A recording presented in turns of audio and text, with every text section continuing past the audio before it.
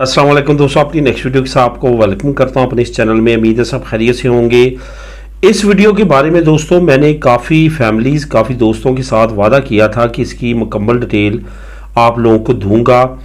पतरनीदाद की कि अगर आपका बच्चा आपकी होम कंट्री में पैदा होता है तो उसका क्या प्रोसेस है।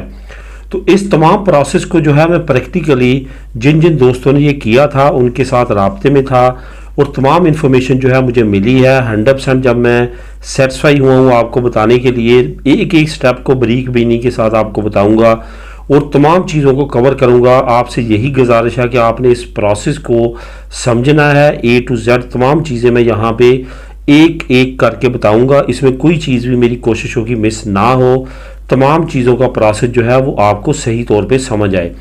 अब आपने क्या करना है, आपने ये जहन में रखना कि दो तरह के प्रोसेस हैं।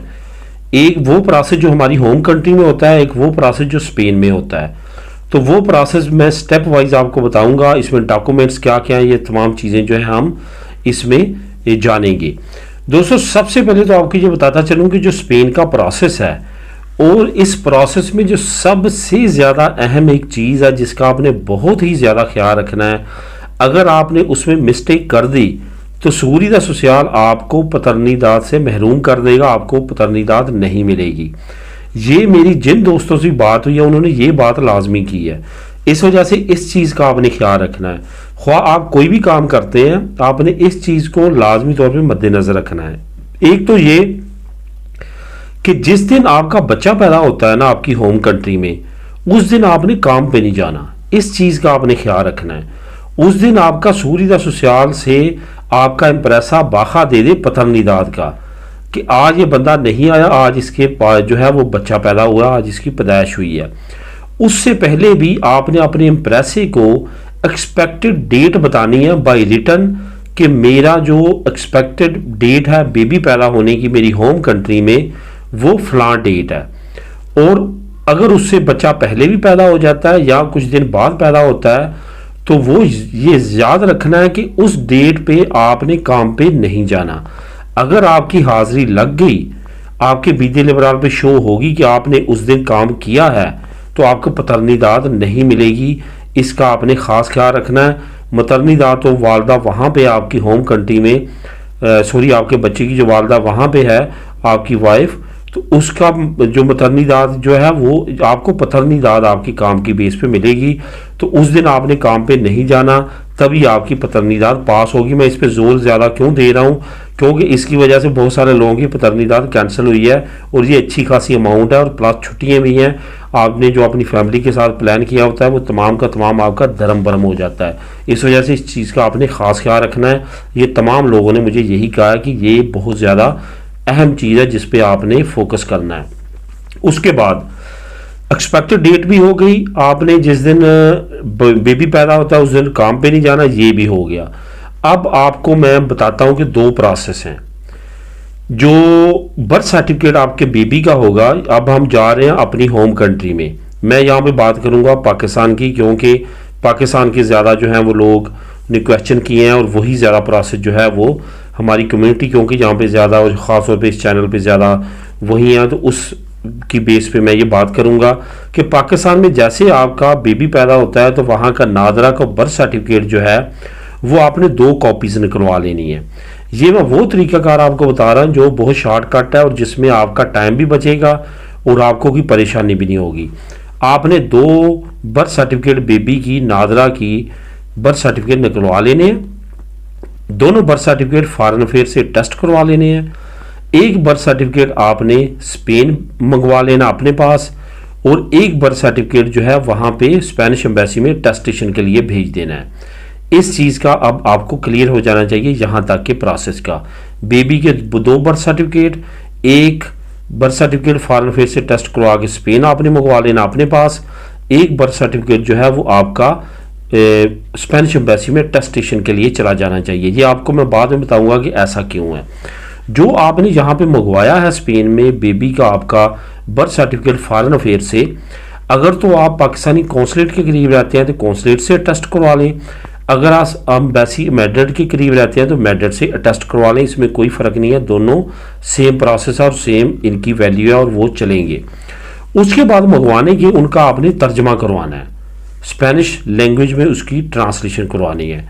उसके बाद एक और चीज़ का आपने ख्याल रखना है, जो मैं ट्रिक है जो मैं आपको बता रहा हूँ, आपने इंस्टीट्यूटो नेशनल seguridad सोशल की वेबसाइट पे जाके, यानी कि seguridad सोशल की वेबसाइट पे जाके आपने अपनी पतरनीदाद अप्लाई कर देनी है। यहाँ पे इस चीज़ का आपने ख्याल रखना है कि आपने जाके इंस के दफ्तर में जाके ये अपनी फ़ाइल सबमिट नहीं करवानी, आपने ऑनलाइन सबमिट करवानी है। क्यों नहीं करवानी उसका मैं बाद में आपको खुद पता चल जाएगा, अभी कुछ देर बाद मैं आपको बताने वाला हूँ। आपने वो जमा करवा देनी है और आपका प्रोसेस स्टार्ट हो जाना है। अब क्या करना है, आपने जैसे आपका ये ऑनलाइन प्रोसेस जो इंस का आपने करवाया है वो चंद दिनों में आपका वो एक्सेप्ट हो जाएगा, आपकी फ़ाइल एक्सेप्ट हो जाएगी, लेकिन एक फालता वो लगा के भेजेंगे आपको। वो फालता ये लगा के भेजेंगे कि आपके ने जो फॉरेन अफेयर्स का टेस्टेड, आपकी एम्बेसी का टेस्टेड और उसकी ट्रांसलेशन स्पेनिश में करवा के हमें बच्चे का बर्थ सर्टिफिकेट दिया है, ये स्पेनिश एम्बेसी की इस पर अटेस्टेशन नहीं है, इस वजह से वो ये आपको फालता लगा के देंगे। लेकिन आपकी फ़ाइल एक्सेप्ट हो चुकी होगी, लेकिन आपका जो है आपका ये सर्टिफिकेट वो मांगेंगे कि ये स्पेनिश एम्बेसी से टेस्ट करवा के दें। आपने क्या करना है, स्पेनिश एम्बेसी को तो पहले आपने अपना एक बर्थ सर्टिफिकेट दिया हुआ है टेस्टेशन के लिए, वो तब तक वो टेस्ट हो चुका होगा।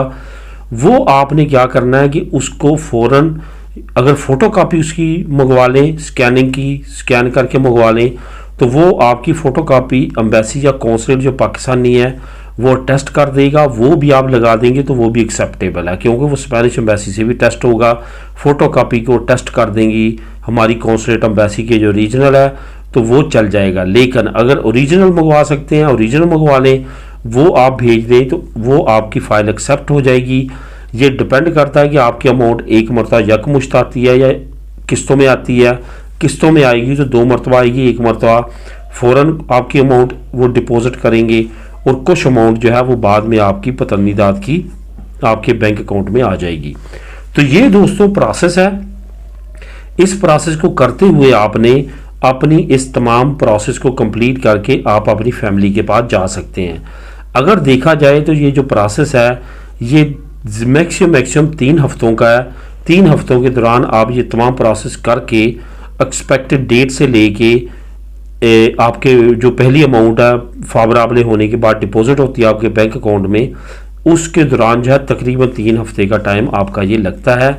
ये दोस्तों वो टाइम है जो शॉर्टकट तरीके आप अपनाते हुए कम से कम टाइम में करवा सकते हैं और बड़े आसानी के साथ इन ट्रिक्स को इस्तेमाल करते हुए अपनी फ़ाइल को, पतरनीदाद की फ़ाइल को as soon as possible accept करवा के अपने उनसे जो वाजबात हैं वो स्टार्ट करवा के अपनी होम कंट्री में अपनी फैमिलीज़ के पास जा सकते हैं टाइम स्पेंड करने के लिए। ये याद रखें, अगर आप 2023 के एंड तक जाते हैं तो 16 हफ्ते, और अगर 2024 में जाते हैं तो 20 हफ्ते का टाइम जो है वो मतरनीदाद का है।